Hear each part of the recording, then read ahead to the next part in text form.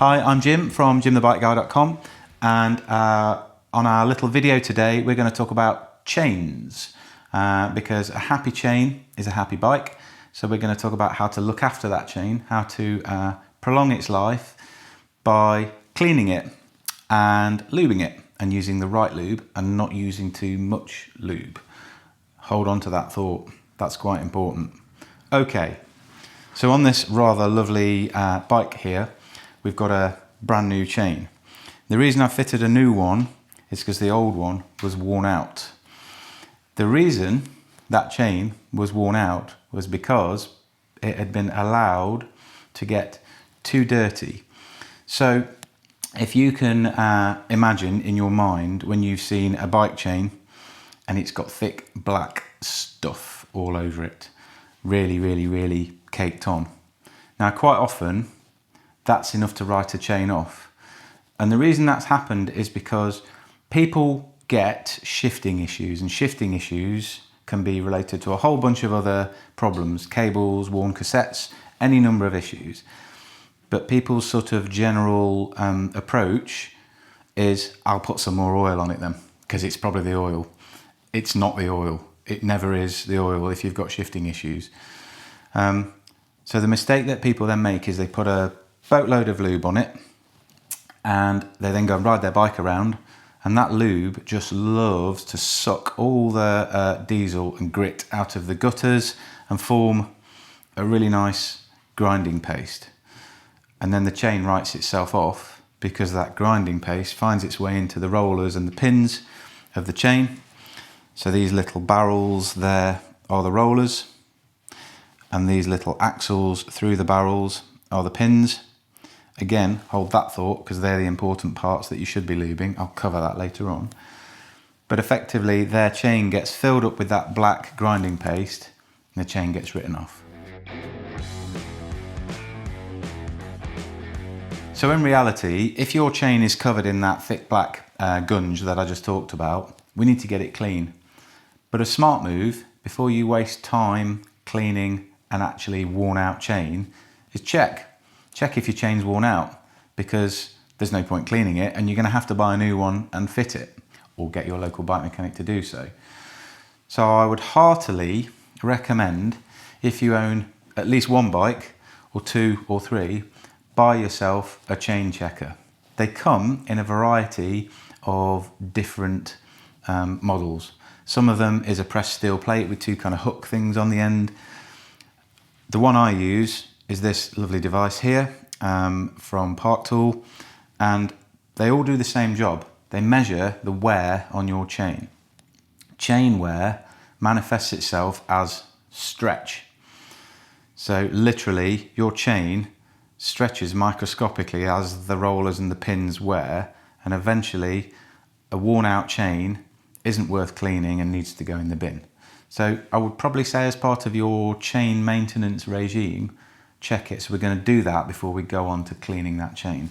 So with this particular tool here, I just drop the pegs in there. And if you've got one of the plate type ones, you'll drop one end in and then slide the other end in. But one way or the other, follow the instructions on the tool, do that, and have a look how worn your chain is. Anything up to 50% is probably okay. Between 50 and 75%, it's starting to die. If it's above 75% worn out, don't bother cleaning it. Get a new one fitted. So this chain is actually fine. There's nothing wrong with it. So therefore we're going to then go on and say, well, let's clean it then. So we need to clean that chain. Now the reality is there's 1,000,001 ways of doing this. And how you do it really is up to you. Don't be tempted to use high pressure jet washers or high pressure hoses on it. That's a bad thing for a million reasons, which we will go into in a later video to do with bike cleaning. But we do need to get that chain clean. So on the market, there are various different chain cleaning machines, which is effectively a bath with a series of pulleys that you thread the chain through and it scrubs it. They're perfectly okay. You can use products like this. So this is Morgan Blue Professional Chain Cleaner. It's good quality sort of item. You might put this in one of those chain cleaning machines, or you might just make up a bucket of hot soapy water with it and do it by hand with a sponge or a brush or a toothbrush. You can even remove the chain from the bike if you feel competent enough to do that. Okay, so we've talked about a clean chain or a new one as applicable. Ideally, you're at a point now where your chain is clean. Whatever method you use is absolutely fine, apart from the ones I told you not to do. So this is a relatively clean chain that we've got here, okay?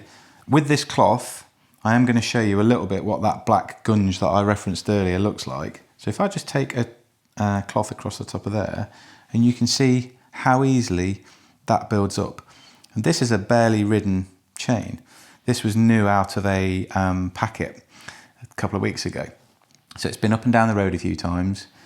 You can see it's fresh, but already it's started to accumulate that black gunge, which I talked about earlier. So imagine if there was 1,000 times that much all lurking inside that chain. So it's quite surprising how quickly it builds up. Okay, so now on to lubing the chain. So now on to lubing the chain. And I'm going to show you the method that I use to do this. But before I do that, I'm going to talk about what types of lube there are on the market. And I'm going to keep this to two, basically wet lube and dry lube, or winter/365 lube versus summer lube, and just a little bit about their benefits really. So you can see from the instructions, it recommends that this is really only for dry summer conditions. The reason being is if you put a dry lube like this on your chain and then go and ride it through the filth and the rain and the mud, this isn't robust enough to stay on your chain. That rain and slop will wash this clean off, at which point your chain is now actually lubricated by mud and slop. And that's not good, because then you're looking at wear. So in reality, this is one for the summer months, or if you're taking your bike somewhere beautiful like Spain or France, where you know it's going to be sunny and warm and dry. Occasionally it's also warm and dry in England as well, so potentially it could be good for the rare occasions where it is. But I would certainly counsel, dry lube's good. It generates less dirt, it doesn't build up dirt as fast, but it's a little bit more brittle. So I would generally say this is a summer lube only. This is probably more like the kind of thing that you yourself might use. And certainly a bike specific product like this is what you should use. So I've seen bikes come in where people have been using 4-in-1 oil. Or I've seen bikes come in where people have been using sewing machine oil, or the old classic is WD-40 or GT85 on chains. You can see by the look on my face that I have a sort of a deep sense of discomfort and disapproval about that. I can't emphasize this enough. If you've bought yourself a nice bike, treat yourself to some proper bike chain specific lube from a good company that sells bike related products. There is a third way, which is for the pro racers or the time trialists or the leg shaving crew who are looking for every single marginal gain on the planet, which I totally understand. And they wax their chains, or some people actually pay other people to wax their chains. That's Pandora's box. By all means, go and look it up and find out the benefits if you think it's applicable for you. But for the sake of this video, we're going to stick to wet lube or 365 because it works all year round.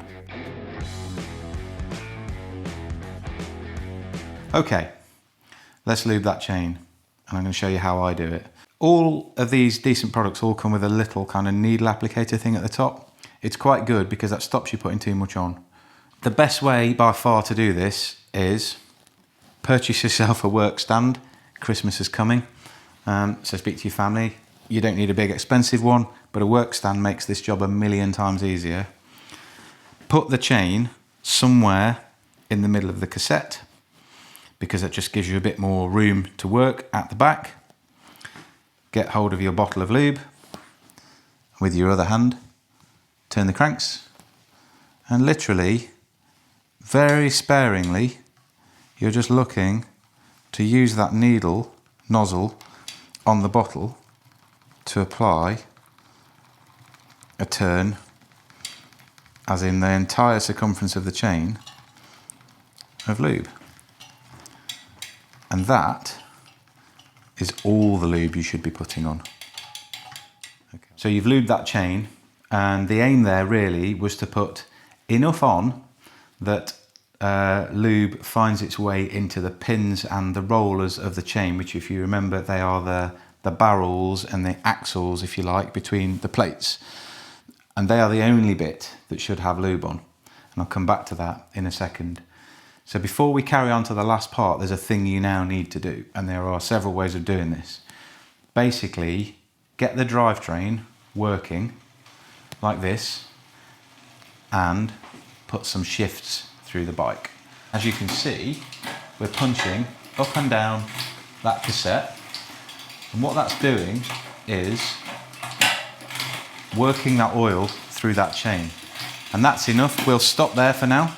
But basically, by stretching that chain up and down the cassette a few times and putting about 10 or 20 revolutions through the drivetrain, it's worked the lube into the chain. You can also do that by just going out in the street and riding your bike up and down a bunch of times, 20 times up and down the end of the road and back, something like that. Shifting as you go is perfect, because that just acts as a little food blender, if you like, and just works that lube into those pins and rollers. Okay. That's brilliant. Let's imagine that we've got that done, and you've used the right amount of lube using your little needly dropper on the end of your bottle. You've done that, you've mixed it in. The next bit's really important, and this is the bit where most people fall down. You've now got to wipe all the excess off. I'm going to repeat that. You have to wipe all the excess off. Otherwise, we're all the way back to the start where you've got that build-up of black gunge. Because even though you used a little needle dropper at the end of the bottle to put it on, believe it or not, you still used too much. It's not your fault, there's no way of not doing that. But even that small amount of chain lube is far too much, because the gaps in that chain between the plates are microscopic, and they only need the tiniest amount of lube. Where you don't need it, and where it's bad, if you like, is on the faces of the links here. And this is generally where it builds up when you've used too much and then not wiped off the excess, which is what I'm strongly advising you to do. So if you see a bike chain and it's got lube or oil of any sort on the outer faces of the chain here, it's because it hasn't been cleaned down. So I'm going to grab a rag and I'm going to show you how to do that. So bearing in mind that you've put a bunch of shifts through this bike, either in a work stand or you went out in the street and you rode it up and down. So we're going to assume now that all the lube that needs to be inside the rollers and the pins of the chain is there. We're going to wipe this off. And the best way to do that, quite frankly, is hold your rag like that and just pedal.